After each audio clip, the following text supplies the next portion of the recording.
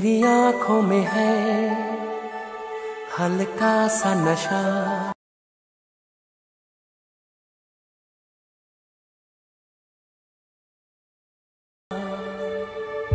मेरे ख्यालों की मलका, मेरी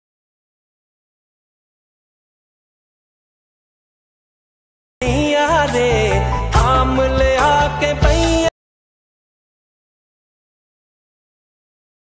जय महाराष्ट्र मित्रांनो, स्वागत आहे तुमच्या लाडक्या भाऊच्या यूट्यूब चॅनलमध्ये ऋषी एडिटमध्ये।